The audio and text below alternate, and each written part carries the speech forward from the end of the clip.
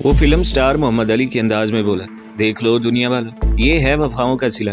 ये मेरा दोस्त है, मेरी जान है, मेरा जिगर है। और आज इस भरी अदालत में यही मुझ पर बेवफाई का इल्ज़ाम लगा रहा है, मुझे अपने दुख दर्द से नाआशना समझ रहा है। इतने बड़े इल्ज़ाम का सामना करने से बेहतर है कि मैं खुद अपनी जान ले लूँ, अपनी ज़िंदगी देकर अपनी सच्चाई साबित कर दूँ। लाना यार इकबाल, कहाँ है मेरा पिस्तौल? इकबाल ने मुस्कुराते हुए तकिए के नीचे से पिस्तौल निकाला और इमरान की तरफ उछाल दिया। इमरान ने पिस्तौल का सटिकेज हटाकर इसे कनपटी से लगाया, मगर फिर ट्रिगर दबाने से पहले इसका चैम्बर खोलकर देखा और गुस्से से इकबाल की तरफ देखकर बोला, यार बड़े बेवकूफ़ हो तुम, इसमें तो पूरी गोलियां हैं, कम से कम 2-3 गोलियां तो निकाल लो, कुछ न कुछ चांस तो बाकी रहे। वो शाहीन बेचारी तो बेमौत मारी जाएगी, परसों इस गरीबनी की सालगिरह है। ऐसी खुशी के मौके पर इसे मेरे कुल पड़ने पड़ गए तो क्या होगा?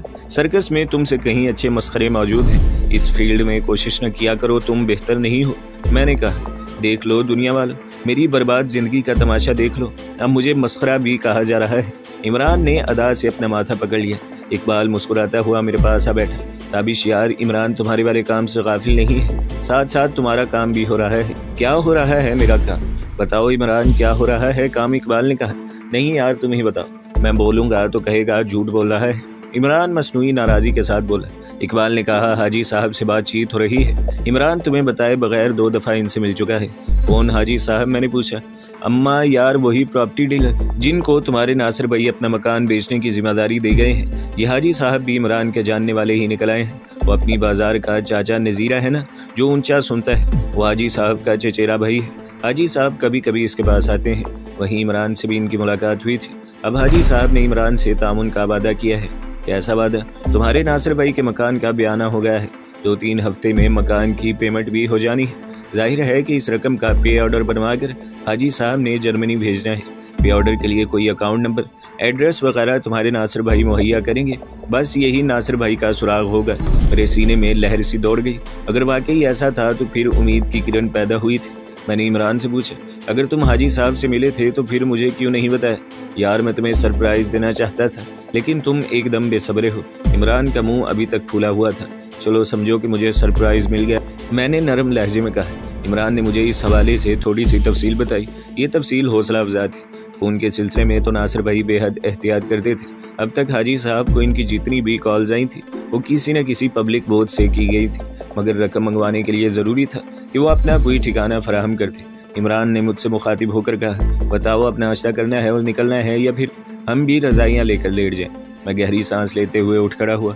इस शख्स की मर्जी के खिलाफ चलना मेरे लिए मुश्किल होता जा रहा था। इन दोनों ने कादरे को एक अंदरूनी कमरे में बंद करके बाहर से ताला लगा दिया। कुछ देर बाद इमरान का एक साथी आसिफ यहाँ आने वाला था, जिसने हमारी गैर मौजूदगी में यहाँ रहना था और कादरे की देखभाल भी करना थी। करीबन 1 घंटे बाद हम मेहरान कार पर सवार लाहौर से बरास्ता GT रोड जेहलम की तरफ जा रहे थे।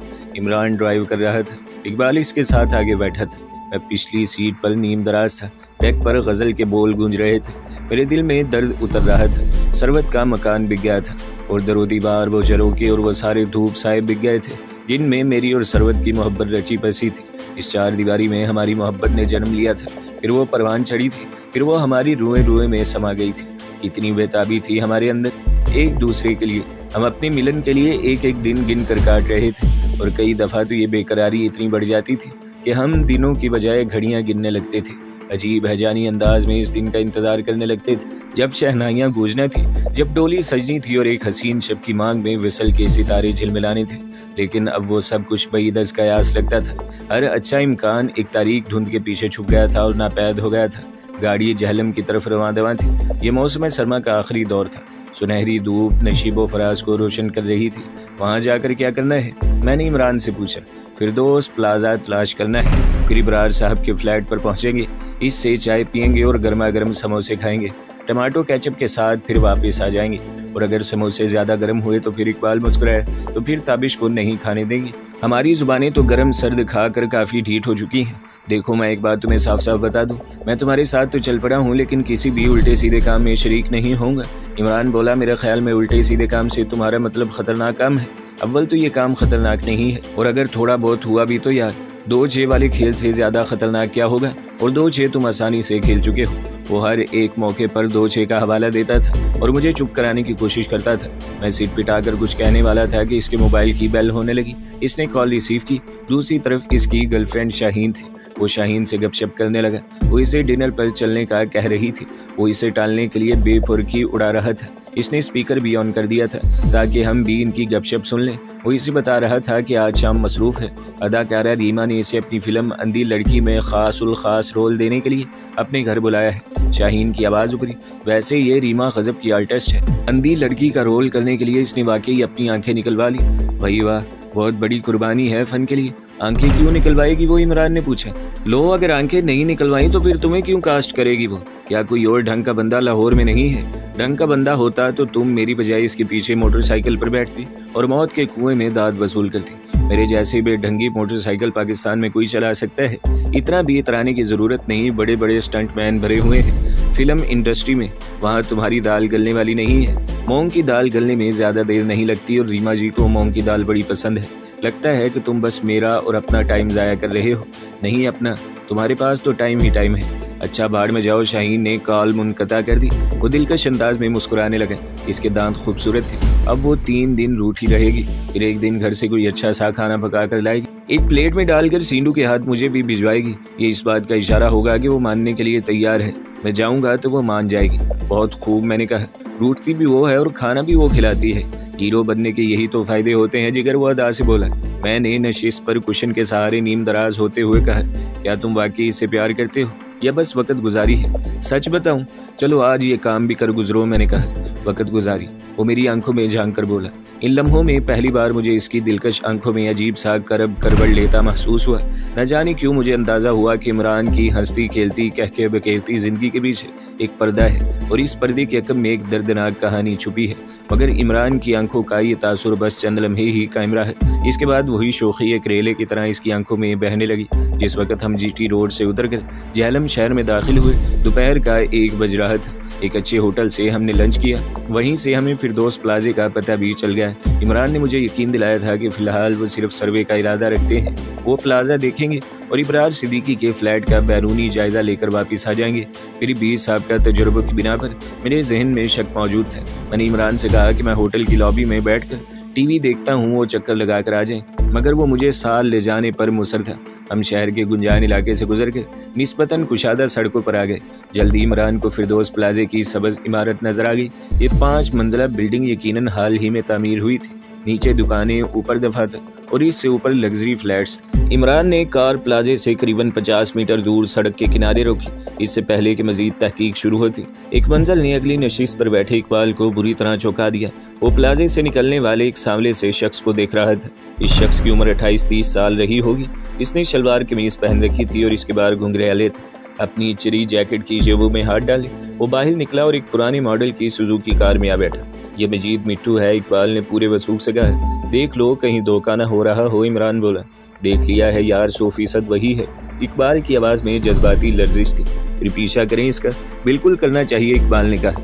मजीद मिट्टू रवाना हुआ तो हमारी मेहरान कार इसके पीछे चल पड़ी। ये मजीद मिट्टू वही कंटुटा था जिसके समनाबाद में वाक़े घर से इमरान और इकबाल ने कादर लंबे को निकाला था। गालबन इमरान और इकबाल को हरगिज़ तवक्का नहीं थी कि यहाँ फिरदौस प्लाजे पर पहुँचते ही मजीद मिट्टू से मुलाकात हो जाएगी। दोनों गाड़ियाँ आगे पीछे जेहलम की मुख्तलिफ सड़कों से गुजरने लगी। यहाँ ट्रैफिक ज़्यादा था और सड़कों की हालत भी ज़्यादा अच्छी नहीं थी। करीबन 10 मिनट बाद मिट्टू की गाड़ी एक कोठी में दाखिल हो गई। हम कोठी की नीम प्लेट पड़ते हुए सामने से गुजर गए। कोठी का नंबर 100 था और ये किसी चौधरी मनसब अली की मलकियत थी। कुछ दूर जाकर हमने गाड़ी को यू टर्न दिया और कोठी से कुछ फासले पर चंद दुकानों के सामने रुक गए। इकबाल करीबी शॉप से इलायची सुपारी पान लेकर आया। हम पान चबाते हुए सूरत हाल पर गौर करने लगे। मजीद मिट्टू के यहाँ होने का मतलब ये था कि सिद्दीकी वगैरह से इसका बराह रास्त ताल्लुक है। मुमकिन था कि जो नादर शहर लाहौर से यहाँ जेहलम पहुँचाई गई थी, मजीद मिट्टू इसी के सिलसिले में यहाँ पहुँचा हो। अचानक मिट्टू की नीली कार फिर कोठी से निकलती दिखाई दी। इमरान को हरगिज़ तवक्का नहीं थी कि मिट्टू इतनी जल्दी यहाँ से रवाना हो जाएगा। इकबाल ने भी पान वाले से बकाया पैसे भी लेने थे, इसने पैसे वहीं छोड़ दिए। ताहम ये 87 रुपये इसको गिफ्ट करते हुए हम फिर नीली कार के पीछे रवाना हो गए। मिट्टू ने एक जगह रुककर गाड़ी में CNG डलवाई। एक वर्कशॉप के अंदर जाकर किसी से मिला और बाहर आया। ये लकड़ी की वर्कशॉप थी। जब मिट्टू वर्कशॉप से बाहर आया तो इसके साथ एक खूबरू नौजवान भी था। नौजवान का चेहरा अफसुर्दा था, लगता था कि वो रो रहा है। मिट्टू इसे समझाने वाले अंदाज में कुछ बोल रहा था, फिर इसने नौजवान का कंधा थपका और इसे वापस वर्कशॉप में भेज दिया।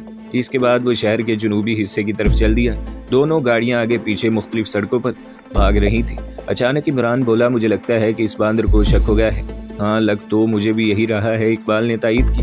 हम देख रहे थे कि मजीद मिट्टू की गाड़ी यूं ही इधर उधर घूम रही है। वो चंद बगली सड़कों पर भी मुड़ा। इमरान ने दरमियानी फासला काफ़ी बढ़ा दिया, मगर लगता था कि अब फासला बढ़ाने का कोई फ़ायदा नहीं है। इकबाल बोला, मुझे लगता है कि इस खबीस ने एकदम कहीं गायब हो जाना है, तुम अब इसके करीब ही रहो तो बेहतर है। इमरान खुद भी शायद यही सोच रहा था। इसने रफ्तार बढ़ा दी। नीली कार की रफ्तार भी एकदम बढ़ गई। दोनों गाड़ियाँ तेज़ी से आगे पीछे भागती और मुख्तलिफ सड़कों से गुजरती मज़ाफ़ाती इलाके में आ गई। मुझे लगता है ये बांदर वक्त गुजारा कर रहा है, हो सकता है इसने मोबाइल पर अपने मददगार बुला लिए हों। इमरान ने ख्याल जाहिर किया, लेकिन अभी तक कोई नज़र तो नहीं आया। इकबाल ने अकब में और दाएं बाएं देखते हुए कहा। इसी दौरान में मिट्टू की नीली कार ने एक शॉर्प टर्न लिया और जीटी रोड की दूसरी तरफ वाली सड़क पर चढ़ गई। यूँ महसूस हुआ कि मिट्टू के जहन में कोई ख़ास मंजिल है, शायद वो हमें इस तरफ ले जा रहा था जहाँ इसे मदद मिल सकती थी। इस अमर का इम्कान था कि इस सड़क पर आगे जाकर मिट्टू के साथ ही मौजूद हों। इमरान ने कार की रफ्तार एकदम बहुत बढ़ा दी और मिट्टू की कार के बराबर आ गया। मेरे जिस्म में सनसनाहट फैल रही थी और धड़कन बढ़ गई थी। वही हो रहा था जिसका मुझे अंदेशा था। ये दोनों सर फिरे एक बार फिर राह जाती मुसीबत को गले का हार बना रहे थे और मेरी बदकिस्मती थी कि मैं भी इनके साथ गाड़ी में मौजूद था। मैंने इस वक्त को कोसा जब मैं होटल की नीम गर्म लाबी और टीवी वगैरह को छोड़कर इन खुदाई फौजदारों के साथ चल पड़ा। इमरान की हमेशा मुस्कुराती आंखों में अब वही सर्द जाहरियत नजर आती थी जिसका मुशाहिदा मैं पहले हड़प्पा में जुलेखा के और फिर लाहौर समनाबाद में मिट्टू के मकान में कर चुका हूँ। इमरान के इशारे पर इकबाल ने मजीद मिट्टू को गाड़ी रोकने का इशारा किया। इसने रफ्तार कम करने के बजाय और तेज की तो इकबाल ने अपनी जैकेट में से पिस्तौल निकाल लिया। इसके साथ ही इमरान ने स्टीयरिंग घुमाते हुए मिट्टू की कार को साइड मारी। मिट्टू की कार बुरी तरह लहराई और साइड के खेत में जाकर थोड़ा सा घूम गई, लेकिन वो फिर भी ना रुका। जिस तरफ को गाड़ी का रुख हो गया था वो इसी तरफ को भगाता चला गया। इमरान ने भी इसके पीछे गाड़ी ना हमवार खेत में डाल दी। ये एक करीबन सुनसान जगह थी। गहरी होती शाम में बस इक्का दुक्का राहगीर नजर आते थे। दोनों गाड़ियां खेत में दौड़ती चली गईं। मिट्टू खेत में से निकलकर दोबारा एक छोटी सड़क पर आ गया। हम भी इसके पीछे पीछे खेत से निकल आए। ये रेस बड़ी अंधाधुंध साबित हो रही थी। इसके साथ ही ड्राइविंग में इमरान की ज़बरदस्त मुशाकी भी मुझ पर खुल रही थी। मैं खुद भी बड़ी अच्छी ड्राइविंग कर लेता था। यही वजह थी कि दिल ही दिल में इसकी तारीफ करने पर मजबूर हो रहा था। सड़क के दोनों तरफ तारीक पहाड़ियाँ थीं। जेहलम शहर की रोशनियां दूर रकम में दिखाई दे रही थी। इमरान ने कई खतरनाक मोड़ तेजी से काट, लेकिन एक लम्हे के लिए भी यह खतरा महसूस नहीं हुआ कि गाड़ी इसके कंट्रोल से बाहर हो गई है। जल्दी इसने फिर मिट्टू की गाड़ी को जा लिया। इसका टायर फाड़ दूं? इकबाल ने अपने कोलेट पिस्टल पर गिरफ्त मजबूत करते हुए पूछा। नहीं, अभी वैसे ही कोशिश करते हैं, इमरान ने कहा। अब एक बार फिर दोनों गाड़ियां पहलू ब पहलू दौड़ रही थी। इमरान ने ओवरटेक करने के बजाय मिट्टू की गाड़ी को दबाना शुरू किया। इसकी कोशिश थी कि वो गाड़ी की रफ्तार कम करने और इसे रोकने पर आमादा हो जाए, लेकिन मिट्टू भी शायद आखिरी हद तक मुज़ाहमत करने का इरादा रखता था। इसने गाड़ी की रफ्तार कम करने के बजाय अचानक हमारी गाड़ी को जोरदार साइड मारी। ये बड़ी अंधाधुंध हरकत थी। दोनों गाड़ियों की साइडों के तसादुम से जोरदार आवाज़ पैदा हुई। शीशा टूटने का छनाका उभरा। इमरान तो किसी तरह गाड़ी संभालने में कामयाब हो गया, लेकिन जिसने टक्कर मारी थी वही अपनी गाड़ी संभालने में कामयाब नहीं हुआ। मोड़ पर इसकी गाड़ी बुरी तरह लहराई, किसी पत्थर से टकराकर घूमी और फिर नशीब के कमज़ोर दरख्तों को तोड़ती हुई तारीकी में जा गिरी। ये सनसनीखेज मंजर था। छोटी सी बल खाती सड़क बिल्कुल तारीक और सुनसान थी। इमरान ने गाड़ी को ब्रेक लगाया और वो 20-30 मीटर आगे जाकर रुकी। हम तेज़ी से बाहर निकले और नशीब की तरफ लपके। गाड़ी की हेडलाइट्स शायद टूट चुकी थी। सिर्फ अकबी बत्तियों की मदम सी रोशनी दिखाई देती थी। हमें अंदाज़ा हुआ कि गाड़ी 30-40 फीट नीचे उल्टी हालत में पड़ी है। इमरान के हाथ में टॉर्च थी। वो सबसे पहले नीचे उतरा। इसके अकब में इकबाल था और इसके हाथ में भरा हुआ पिस्टल मैं साफ देख रहा था। एहतियात से इमरान हो सकता है वो बाहर निकल आया हो, इकबाल ने ख्याल जाहिर किया। मैं इकबाल के बिल्कुल पीछे था। जिस सड़क पर से मिट्टू की गाड़ी गिरी थी ये किसी गांव की तरफ जाने वाली पतली सी सड़क थी। दूर तक कोई नफस दिखाई नहीं देता था। हम एहतियात से चलते आगे बढ़ते रहे और गाड़ी के पास पहुंच गए। पेट्रोल की बू फैली हुई थी। साइड की दोनों खिड़कियों के शीशे टूट चुके थे। हम अपनी जगह पर मौजूद थे। इमरान ने टॉर्च रोशन की। मजीद मिट्टू औंधी गाड़ी में औंधा पड़ा नजर आया। वो बेहरकत था। इकबाल ने एक पत्थर की मदद से खिड़की के टूटे हुए शीशे को खिड़की से अलहदा किया और अंदर हाथ डालकर दरवाज़ा खोल दिया। मिट्टू को खींचकर बाहर निकाला। इस काम में मैंने भी मदद की। वो खासा वजनी और ठोस जिस्म वाला था। बज़ाहिर इसको कोई ख़ास चोट नहीं आई थी। हम इसे उठाकर गाड़ी से थोड़ा दूर लाए और यही वक्त था जब मेरी निगाहों के सामने बरक सी चमक गई। मजीद मिट्टू के दाएं हाथ ने बड़ी तेज़ी से हरकत की और जैकेट के नीचे गया। टॉर्च की रोशनी में मुझे इसके हाथ में पिस्तौल नजर आया। इत्तफाकन इस वक्त मैं ही मजीद मिट्टू के ज़्यादा करीब था। मैंने इस तरारी तौर पर टांग चलाई। मेरे वजनी बूट की ज़रब मजीद मिट्टू के हाथ पर लगी। ये बड़ी कारगर ज़रब थी। पिस्तौल इसके हाथ से निकलकर दूर जा गिरा। मजीद मिट्टू ने लेटे लेटे मुझे लात मारी। मैं लड़खड़ा कर पीछे की तरफ गया। इसी असना में मिट्टू ने उठकर दौड़ लगा दी। यकीनन इससे पहले वो मुकर रहा था। रुक जाओ, गोली मार दूंगा, इकबाल धाड़ा, मगर वो रुका नहीं। इमरान ने इसके पीछे दौड़ लगाई। वो डहलान पर लंबी लंबी जुस्ते लगाता हुआ तेजी से मिट्टू के करीब पहुंच गया। फिर मैंने इसके साए को हवा में जुस्त लगाकर मिट्टू के साए पर गिरते देखा। इसने करीबन 50 मीटर नीचे मिट्टू को छाप लिया। मैं और इकबाल संभल कर उतरे और इन दोनों के सिर पर पहुंच गए। हमारे पहुंचने से पहले मजीद मिट्टू और इमरान की लड़ाई खत्म हो चुकी थी। मिट्टू तकलीफ से बुरी तरह कराह रहा था और इमरान के नीचे दबा हुआ था। टॉर्च की रोशनी में इसका गिरबान तार तार था। बांधो इस कुत्ते को इसी मफरल से, इमरान ने हाँफते हुए लहजे में कहा। इकबाल ने मिट्टू का गिरा हुआ मफरल उठाया और इसके दोनों हाथ पुश्त पर मोड़ कर मजबूती से कस दिए। इसके बाद वो दोनों इसे खींचते हुए वापस गाड़ी तक ले आए। इकबाल ने गाड़ी के इग्निशन में से चाबी निकाल ली और इसकी यकबी रोशनियां ऑफ कर दी। गाड़ी की छत और एक साइड बुरी तरह बर्बाद हो गई थी। पेट्रोल टंकी से बह निकला था और बू हर तरफ फैली हुई थी। मजीद मिट्टू धमकियां देने लगा। तुम मुझे जानते नहीं हो, मैं बर्बाद कर दूंगा तुम्हें, तुम्हारे बच्चे मार डालूंगा। इमरान ने अकब से इसकी गद्दी पर एक जोरदार हाथ मारा। चटाक की आवाज़ उभरी और मिट्टू औंधे मुंह गिरते गिरते बचा। इमरान फंकारा, तुम्हें ये किसने कहा है कि हम तुम्हें जानते नहीं? तुम्हें जानते हैं, इसलिए तो आज तेरी 8-10 हड्डियां तोड़कर किसी खड्ड में फेंकने वाले हैं। एक हड्डी तो शायद इसकी टूट भी गई है। इकबाल ने मिट्टू के बाजू को कंधे के नीचे से टटोला। मिट्टू सख्त जान होने के बावजूद करा उठा। इसके बाजू को वाकई नुकसान पहुंच चुका था और ये काम हादसे के वक्त नहीं हुआ था। तब हुआ था जब इमरान और वो ऊपर नीचे पत्थरों पर गिरे थे और दूर तक लुढ़क गए थे। इमरान ने अच्छी तरह मजीद मिट्टू की तलाशी ली। इसकी जेब से कुछ करेंसी, चंद रसीदें, मोबाइल और सिगरेट का पैकेट मिला। ये सारी अशिया मिट्टू के रुमाल में बांधकर एक तरफ रख दी गई। टॉर्च की मदद से इकबाल ने मिट्टू का गिरा हुआ पिस्तौल भी एक पत्थर के नीचे से ढूंढ लिया। इसके बाद इमरान ने उल्टी हुई गाड़ी की डिग्गी खोली। इसमें बड़े बड़े 3 शॉपरों के अंदर बकरे का बहुत सारा गोश्त और इसके सिरी पाए पड़े थे। ये इतनी सारी खुराक किसके लिए ले जा रहा है मच्छिंदर? इकबाल ने इसे टहोका देकर पूछा। तेरी बहन की बारात के लिए, मिट्टू एकदम भड़क कर बोला। फिर इसने अंधाधुंध इकबाल पर लात चलाई। बार खाली गया और मिट्टू फिसल कर पुश्त के बल गिरा। इमरान ने इसे दबोच लिया। वो खुद को छुड़ाने की कोशिश करने लगा और चिल्लाने लगा, हरामजादो, छोड़ दो मुझे, मैं तुम्हारी जान ले लूंगा, कुत्ते की मौत मारूंगा, तुम जानते नहीं हो मुझे। शायद वो चाह रहा था कि इसकी याहो बकाओ ऊपर सड़क तक पहुंच जाए और वहां से इसे कोई मदद मिल जाए, लेकिन ये इसकी खाम ख्याली थी। गिरदो पेश के टीलों की तरह ऊपर सड़क भी अक्सर तारीक और खामोश थी। अगर ड्राइविंग के दौरान में मिट्टू ने अपने किसी मददगार को फ़ोन किया भी था तो हमें इस हवाले से कुछ ज़्यादा ख़तरा नहीं था। वजह यह थी कि खेत क्रॉस करने के बाद दोनों गाड़ियां मेन रोड से हट गई थी और अब हम जहां पहुंच गए थे वहां किसी की रसाई खासी मुश्किल थी। डिग्गी में गोश्त से भरे हुए शावरों के अलावा कुछ औजार और एक नायलॉन की रस्सी भी थी। इमरान ने रस्सी निकाली। इस दौरान में इकबाल ने कोशिश करके मिट्टू के मुंह में गाड़ी साफ करने वाला कपड़ा ठोंस दिया और इसके गले के लाउड स्पीकर को बेकार कर दिया। इस काम में मैंने भी इकबाल की मदद की। मेरे इस तावन पर इमरान दिल ही दिल में खुश हो रहा था। इससे पहले मैंने टांग चलाकर मिट्टू के हाथ से पिस्टल छुड़ाया था। मेरी इस कारकर्दगी को भी इमरान ने बड़ी तहसीन नज़रों से देखा था। मैं जानता था कि फुर्सत मिलते ही वो इस हवाले से मेरी लंबी चौड़ी तारीफ भी करेगा। बांधो जरा इस बांदर को गाड़ी से, इमरान ने बड़े इत्मीनान से कहा और नायलॉन की रस्सी इकबाल की तरफ उछाल दी। इकबाल ने मिट्टू को घसीट कर गाड़ी के करीब किया। फिर वो दोनों मिलकर इसे कार के दोनों दरवाजों के दरमियान पिल्लर से बांधने लगे। मिट्टू तैश के आलम में वावेला कर रहा था, मगर अब वो गले से बस गूं गां की आवाज़ें ही निकाल पा रहा था। जल्द ही इन दोनों ने इसे बैठी हुई हालत में गाड़ी के साथ कस दिया।